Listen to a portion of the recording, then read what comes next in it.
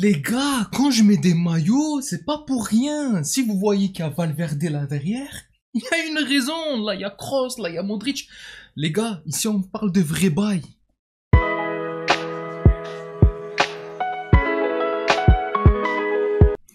Waouh, même moi, je me suis énervé à parler comme ça. Salut Madrilène, salut mes merengues, salut mes galactiques, j'espère que vous allez tous très bien. Oh là là, que c'était chaud. Encore une fois, mais qu'est-ce que c'était difficile. Victoire 1-0 du Real Madrid, avec le héros malheureux du match aller, Federico Valverde. J'en avais parlé lors de l'avant-match, j'en avais parlé lors du débrief du match aller. Malheureusement, c'était malgré lui sa boulette qui avait fait qu'on avait perdu le match aller, même si on méritait de le perdre. En vrai, hein, il y avait le penalty raté de Mbappé, etc. Mais sur l'ensemble du match, on méritait de le perdre. Et là, cette fois-ci, c'est lui. Déjà, on l'avait vu de toute façon sur quasiment toute la deuxième mi-temps. Il arrêtait pas de tirer, d'envoyer des mines. Et on le sait que quand Valverde se met à frapper, il y a danger. Il est super dangereux. D'ailleurs, j'arrive pas à comprendre comment un tel joueur ne peut pas tirer au moins 5 fois par match. C'est un truc de fou. Mais bon, là, aujourd'hui, il a tiré. Il a tenté sa chance plusieurs fois. Il y avait une magnifique frappe entrée avec le pied gauche qui a raflé le poteau, ou alors c'est le gardien qui la ressort. Mais déjà, on sentait qu'il était bouillantissime. Et à la 92e, parce que honnêtement, je me suis dit, ça y est, on marquera pas. Avec tout ce qu'avait raté Bellingham, parce que Bellingham aussi, il a eu pas mal d'occasions en seconde période. On reparlera des deux périodes, parce que pour moi, il y a eu deux périodes bien distinctes. Mais là, le but de Valverde à la 92e, tu t'attends pas à ce qu'il arrive.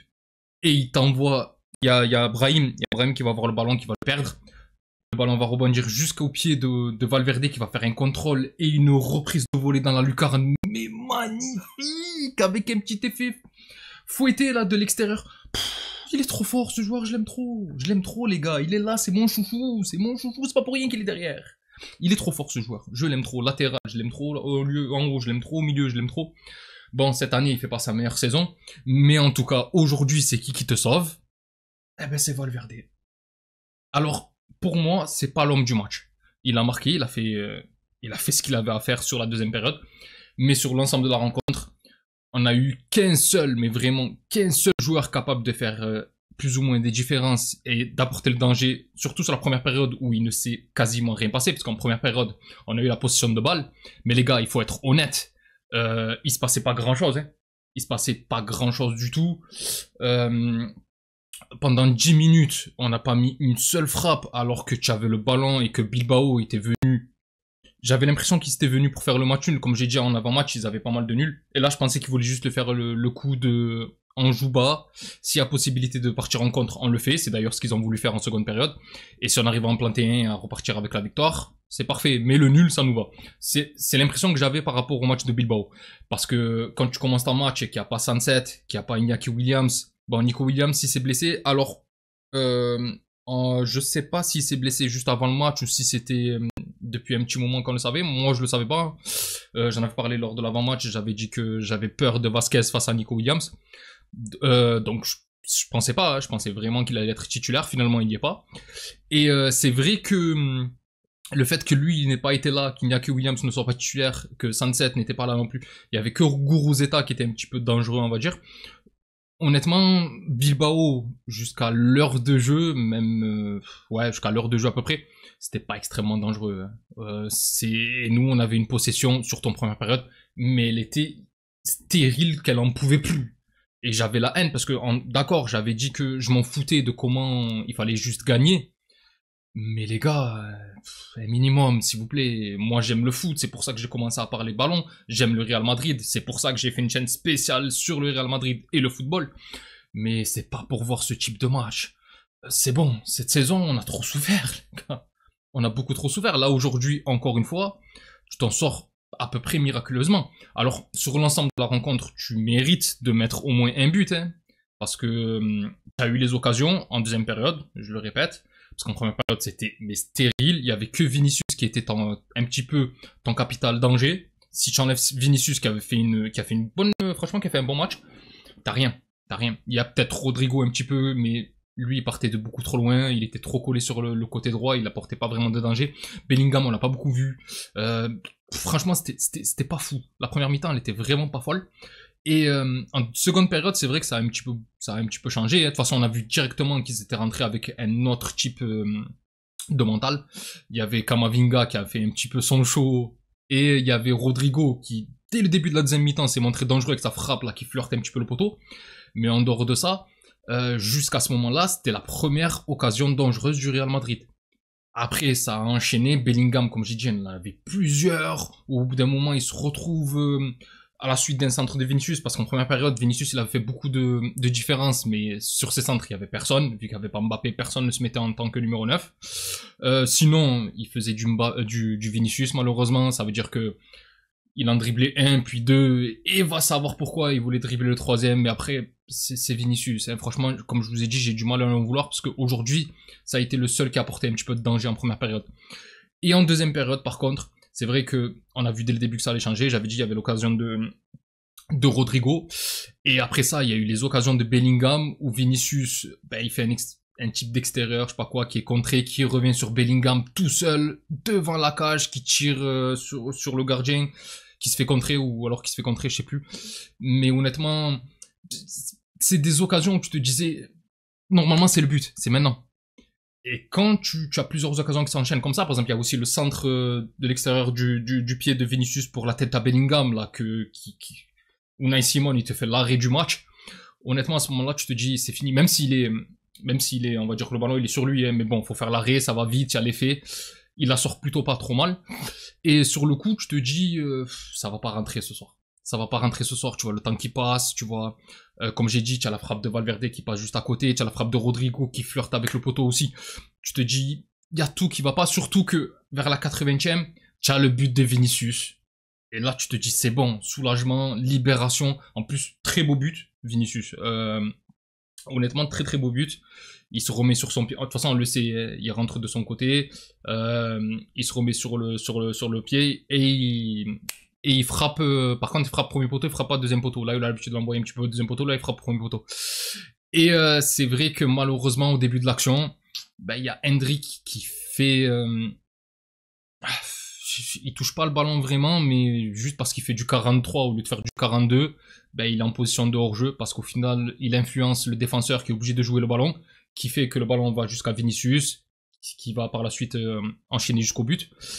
Et à ce moment-là, tu te dis, bon, c'est mort. Parce que le but, il est magnifique, c'est le but de la libération, tu as l'impression que ça veut pas, et que là, tu avais un petit peu une chance de passer. Mais non, quand ça veut pas, ça veut pas, et le but il est signalé hors jeu pour une pointure, je répète, de Hendrick. C'est le jeu, hein, il y a hors jeu. On peut aussi parler de fait de jeu autre que celui du score. J'ai vu pas mal de choses sur le tacle de Tchouaméni.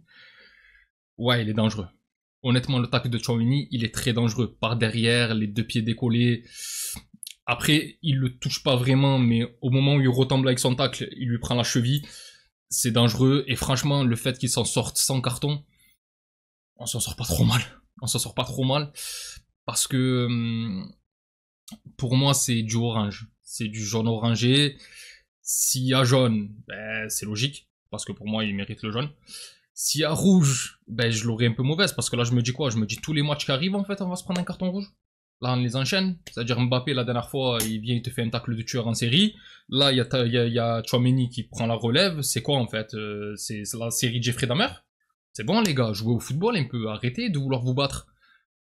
Enfin, bref. Enfin, vous battre dans le mauvais sens du terme. Enfin, bref. À part ça, très content de la victoire, hein, on va pas se mentir, parce que hier, au moment où je faisais mon avant-match, je suivais le match du Barça. Et le penalty... temps additionnel, alors que tu te dis qu'ils vont faire 3-3. Et au final, ils gagnent 4-3 avec le but de Rafinha au penalty, tout ça. Je l'avais mauvaise. Je l'avais vraiment mauvaise. Et non, franchement, je sais pas. Franchement, je le sens pas très bien, là. Cette fin de saison, je la sens pas très bien. Je sens que eux, ils font le parcours pour être champions. Alors c'est bien parce qu'on les lâche pas grâce à la victoire d'aujourd'hui. Mais je pense que malgré tout, le Barça va finir champion. Sur l'ensemble de la saison, ça va être mérité. Maintenant, c'est pas fini, sachant qu'on n'a plus la Ligue des Champions. ça serait bien quand même d'essayer de revenir un petit peu sur le Barça qui, eux, vont avoir des matchs importants à jouer, hein, parce que nous, on va jouer le 26, la finale de la Coupe d'Espagne. Mais il faut se rappeler que eux, quelques jours plus tard, ils jouent l'Inter. Donc s'ils pouvaient avoir un petit peu la tête ailleurs, que nous, on puisse prendre la Coupe du Roi, déjà, ça serait pas mal. Parce que comme je vous avais dit, moi, la Coupe du Roi, étant donné que c'est pas une compétition qui tend souvent les bras au Real Madrid, c'est toujours très important de gagner. Ça reste un trophée majeur du championnat. Maintenant, si on prend la Liga, c'est encore mieux. Hein. De toute façon, il reste encore du temps. L'avantage qu'on a eu avec cette victoire, c'est que tu restes proche. De toute façon, l'important, c'est de ne pas se laisser distancer jusqu'au Classico. À partir du moment où le Classico passe, et si tu arrives à faire quelque chose, hein, rien ne fait dire qu'on va faire quelque chose, mais si tu arrives à faire quelque chose lors du Classico, que tu reviens à un point, sachant que eux, la dernière journée, je crois, ils jouent Bilbao, ça va. Il y a peut-être des choses à faire. Et en plus, je crois que Bilbao, il les joue à San Mamés. Je sais plus, je regarderai, mais il me semble qu'il joue à San Mamés.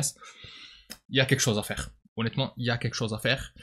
Maintenant, sur l'ensemble, je le répète, c'est mérité pour le Barça s'ils la prennent. Mais nous, faut qu'on prenne un trophée, les gars. Faut qu'on prenne un trophée. Parce que je voulais faire une vidéo pour savoir ce qu'il allait se passer maintenant. Hein, parce qu'en règle générale, le Real Madrid, il y a le championnat et il y a la Ligue des Champions. C'est les deux principales compétitions que veut jouer le Real. Et là, pour le coup, si tu pars du principe où tu n'as rien, tu fais une saison blanche en fait. Même si on a gagné des trophées mondiaux entre guillemets un petit peu et européens aussi, puisqu'il y avait le trophée des champions en début d'année. Mais c'est pas des trophées qui comptent pour le Real Madrid. Je le répète encore une fois parce que je l'avais déjà dit, mais le Real Madrid, eux, ils visent pas ces petits trophées-là où tu fais où sur un match tu gagnes. Bien sûr, ça compte, hein. Ils vont l'avoir dans leur Amora Trophée, hein, qui bon, maintenant, vous savez, c'est un musée. Mais honnêtement, c'est important de prendre un trophée majeur. Parce que sur cette saison, il faut sauver quelque chose. Tu ne peux pas être le Real Madrid, jouer comme tu as joué toute la saison, mal, hein, c'est-à-dire très mal, et en plus de ça, finir sur une saison blanche. Ça serait catastrophique. Franchement, ça serait catastrophique. Alors, ça permettrait de repartir sur des bases l'année prochaine, parce qu'on le sait que, d'après ce que j'ai lu sur les journaux, que ce soit un petit peu bon, les journaux espagnols, mais même un peu plus européens, les journaux anglais et tout, The Athletic, tout ça. Apparemment, c'est quasiment définitif, peu importe ce qui se passera après la Coupe du Roi et ce qui se passera après le championnat. Ancelotti devrait partir en fin de saison. Lui qui est en contrat jusqu'en 2026, donc ne devrait pas aller au bout de son contrat. Maintenant, c'est sûrement Xabi Alonso qui va venir. Alors, je suis un petit peu triste, mais d'un autre côté, il faut savoir passer à autre chose. Ancelotti nous a fait gagner des titres, c'est vrai, c'est un très grand coach. Je l'ai toujours dit que pour moi, il faisait partie de mes coachs préférés, si ce n'est mon coach préféré. J'adore son management qu'il a avec ses joueurs. Mais tactiquement, c'est trop limité. Et cette année, c'est pas bon, c'est pas bon. Déjà l'année dernière, c'était compliqué.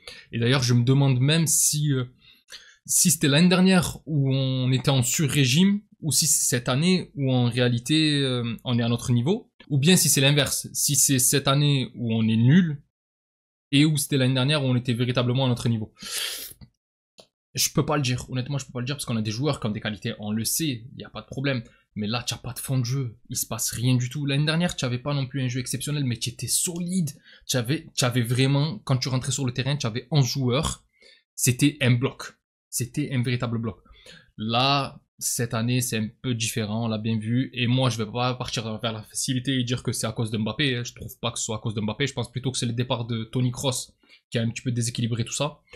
Mais bon, il y en a qui veulent penser que c'est Mbappé. Pourquoi pas? Peut-être aussi, hein, on peut pas savoir. Hein, il a un haut salaire.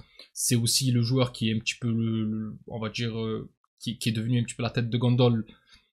Et à mon avis, ça doit faire un peu du mal au Vinicius, Bellingham, tout ça, parce que Vinicius, ça fait des années qu'il prouve quand même au Real Madrid. C'est pas, alors que Mbappé, on est désolé, mais lui, il est venu, il a mis ses buts hein, cette saison. Pour moi, il fait la saison qu'il doit faire en tant qu'attaquant. C'est pas son poste. Il sera sûrement meilleur s'il doit jouer à gauche. Mais en tout cas, côté statistique, on peut pas lui en vouloir. Le seul truc qui pêche un peu, c'est que il est présent que lors des matchs qui comptent pas trop. Mais sinon, voilà. Bon bref, désolé, là je suis un petit peu en train de m'éparpiller. On va revenir sur le match. Alors comme je disais, c'est pas un match qui restera encore une fois dans les annales. Hein. C'était encore une fois très minimaliste, très minimaliste. Je pense honnêtement que si tu pars comme ça en finale de Coupe du Roi, tu la prends pas face au Barça. Faut dire les termes. Maintenant, la différence, c'est quand même que dans l'état d'esprit, en début de match, c'était mieux que face à Arsenal. Maintenant, je le répète, mais Bilbao en face n'a pas joué son meilleur football. On n'est pas tombé face à une équipe de Bilbao qui avait vraiment les dents, comme on a pu les avoir au match aller. Et comme j'espère ils auront face au Barça, en fin de championnat. Maintenant, on verra. Honnêtement, on verra. Après, malgré tout, l'essentiel a été fait. Il fallait gagner. Et c'est ce qui s'est passé ce soir. Difficilement, mais tu as gagné. Alors, encore une fois, la formation qui a été mise en place aujourd'hui, que ce soit le 4-4-2 à plat. Moi, je suis pas très fan du 4-4-2 à plat parce que comment dire, ça met trop Bellingham sur le côté. Moi, j'aime bien quand il est dans l'axe, où il est un peu plus libre. Même si on a vu que dans l'animation, c'était un petit peu différent de ce qu'on avait vu en schéma de jeu. Hein, parce que par exemple, moi en début de match, je vois le 4-4-2 avec Camavinga en latéral gauche. Mais on a bien vu qu'au moment où il y avait Ceballos, en début de match surtout, Camavinga jouait bien plus haut. Et c'était Ceballos très souvent quand on avait le ballon qui jouait à ce poste de latéral gauche, qui faisait souvent des passes à partir de là, qui changeait, qui faisait des changements d'aile, tout ça. Alors que Camavinga était plus présent en latéral gauche quand il fallait jouer défensif. Et bon, honnêtement, Camavinga, j'ai bien aimé sa percussion en début de seconde période, comme j'ai dit. Hein. C'est lui qui a apporté un petit peu le danger, c'est lui qui crée l'occasion où Rodrigo envoie sa frappe qui passe à côté. Donc c'était pas minable comme j'imaginais qu'il allait l'être, parce que le dernier souvenir qu'on a de Camavinga à gauche, malheureusement, c'était la Real Sociedad, et si je me rappelle bien, ça s'est pas très bien passé, hein, quand il a été titulaire à ce poste-là. Et bon, après, bon, Valverde à droite, on le sait, et on avait l'impression aussi que quand on était en phase offensive, il jouait plus en tant que piston plutôt qu'en latéral. Il y avait Modric qui venait se replacer entre les deux axiaux, qui faisait que ça faisait une petite défense à 3 avec Modric avec eux, et les deux pistons qui étaient là pour repartir un peu plus haut, même si d'un côté, on avait Camavinga qui montait bien plus haut que Valverde. Le début de match de Valverde, il était vraiment compliqué. Il finit vraiment très fort avec ses frappes. On a senti que de toute façon, il fallait faire un truc et que lui avait envie de faire quelque chose. Et heureusement d'ailleurs qu'il l'a fait. D'ailleurs, son but, je vais me le repasser en boucle, hein, je pense, si j'arrive à le trouver, les gars. Demain, il est sur tous les réseaux. D'ailleurs, n'hésitez pas à y aller, hein. Il y a mon TikTok, il y a mon Instagram. Et bon, je le mets souvent en short aussi, le but.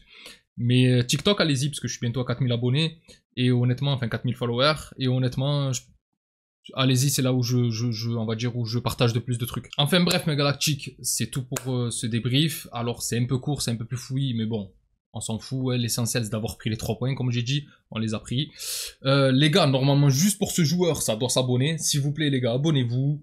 Faites grandir la chaîne, qu'on puisse un peu parler ballon. Normalement, ça clique, hein.